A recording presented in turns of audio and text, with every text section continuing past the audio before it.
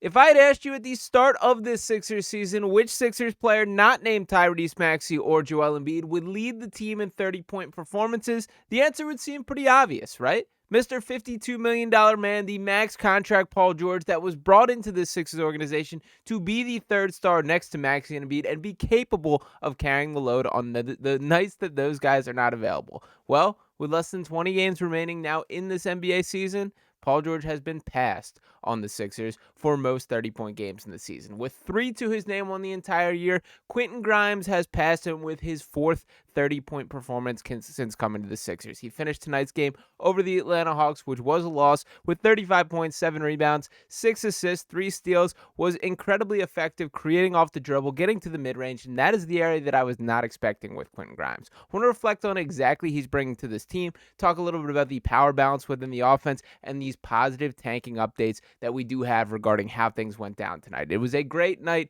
in the Sixers tank world, and Wednesday is a huge game for the future of this team. So I do want to dive into it, but before I get to it, do want to remind you guys to make sure you are smashing that subscribe button. That at this point in time, 68.9% of you guys have not subscribed to the channel just yet. We're going to keep plugging through this dreadful season that the Sixers have brought upon us right here on Sixers Digest, and want as many people a part of the family as possible. Now, when I talk about Quentin Grimes here, this has not just been a splash in the pan at this point. Sure, he's been particularly hot of late, averaging 25.7 points per game, 5.2 rebounds, 4.8 assists, 2 steals per game, shooting 54% and 41% from beyond the three-point arc over his past 6 games here. And what Grimes has impressed me the most about is there's just more to him as a basketball player than I think we've really had a chance to see at any of the other locations that he played at. That as a player, he's been fairly boxed into specific roles on teams, primarily this like pretty standard 3-and-D archetype of player that the expectation was he is going to strap up, he's going to defend hard opposing guards on the defensive end,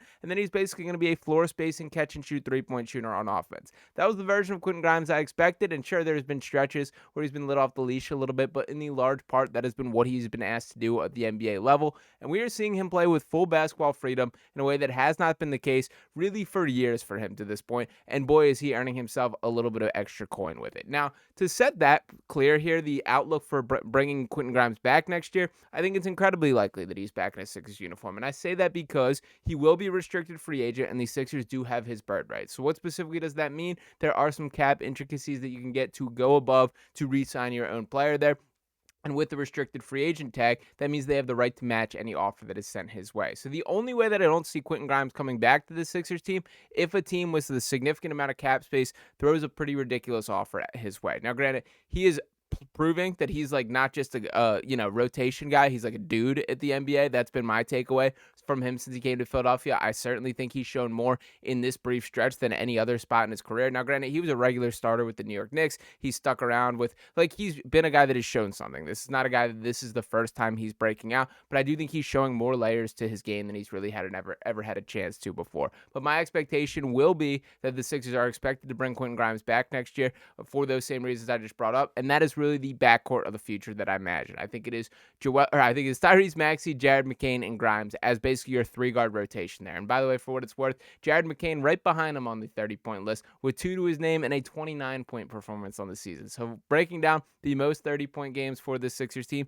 excluding Joel Embiid and Tyrese Maxey here, that it is Quentin Grimes at 1 with 4 on the season, Paul George at 2 with 3 on the season, and then Jared McCain right behind with a pair to his name as well. Now, to reflect on the rest of the NBA, it was a successful performance that we saw the Sixers lose, the Toronto Raptors win, and the Brooklyn Nets win, both in pretty great games from a Sixers perspective here. And what that does change is to pull up the tankathon odds. The Sixers are now just a half a game in front of the Toronto Raptors here. That is huge for the future. And to take it even a step farther, let's take a look at this schedule right there on Wednesday, a matchup between the Raptors and the Sixers. That is going to be primetime television. That is a must-lose game for the Sixers team. And as embarrassing as this is, I do think that this is the biggest game of the Sixers team season. Now, granted, I did want to point out there is another matchup against the Raptors on March 30th. You can see that at the bottom of the schedule there. So not a do-all, die-all type game last night. There's obviously more games to be played, but really important for grabbing a hold of these best lottery odds possible. Now, you can kind of see the breakdown here.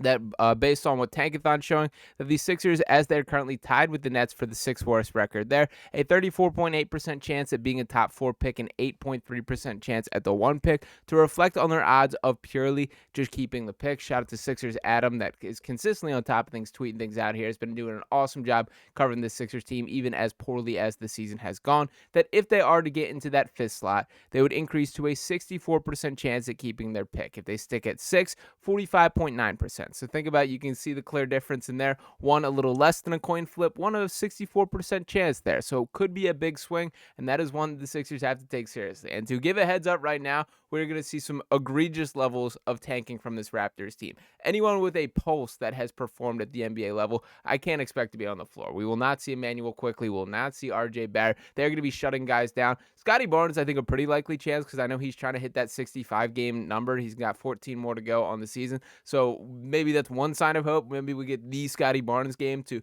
really knock down the Sixers team. But hey, if Daryl Morey, if you accidentally happen to walk into the locker room and, steal Quentin Grimes' passport so he can't get across the border to Canada and play in this game or something like that, I don't think it would be the worst idea in the world. I'm just going to leave it at that there. But with that said there, this is a must-lose game from the Sixers' perspective. I do hope that is the case. It feels bizarre and kind of honestly crappy to be rooting against the team the way that it is, but the reality is this is the best direction of the franchise, and that is what I'm committing to here. Now, to speak a little bit more bigger picture, I did want to reflect back on this Paul George versus Quentin Grimes conversation, and there should not have to be a Paul George versus Quentin Grimes conversation, because when you think of Quentin Grimes, you think of a guy who's averaging 11.8 points per game, 4.1 rebounds, 2.5 assists on the season, shooting 47.4% from the field, 39.2% from 3. Those are really good numbers for a 24-year-old, a rotational guy. That's pretty much what you expect there. Now, when you contrast that with a guy like Paul George, these are not the numbers that you would expect for a guy that is a future Hall of Famer, a double-digit time All-Star, averaging just 16.2 points per game, 5.3 rebounds, 4.3 assists, shooting 43% from the floor, 35.8% from 3, and frankly, I think the eye test has been worse than numbers have shown. That when looking at the version of Paul George that has been on the floor, I've been incredibly more frustrated the more the season has progressed. I do think we do not see him step back on the floor for the remainder of the season, and I have no problem with that. Frankly, I do think that is the right decision. And for Paul George, it will be very interesting to see how this offseason goes. It's obvious that this season was a failure by every single definition, that from Joel Embiid to Paul George to Maxey to injuries to Nick Nurse not performing well enough. You can go down the list and reasons of why this team has not performed. But Paul George has to look himself in the mirror pretty clearly. Now, there are two directions that I think this can go. Number one is he straight up quits. He's not about the grind. He wanted the contract, and that's all this was about. That he wanted to get the max contract deal, the most money that he could possibly pay, and that happened to be in Philadelphia. There's a pretty likely chance that that is the case, and with that being said, it would not full out shock me if Paul George says, I'm out. I don't want to be here. Trade me.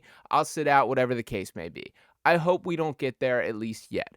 What I hope happens is Paul George is just kind of adjusting to a significant change. This dude has never lived on the East Coast, that this is a far cry, living away from his family, all these type of things that are real life issues that come into play, and then factoring in things like the California fires, his house burning down, stuff like that. I get there's a lot going on, but you got to find that hunger within you to actually want to compete and contribute to a winning team. And if the Sixers don't sense that, maybe you take it upon yourself to try and get that dirty baggage out of here, that you kind of find a way to move on.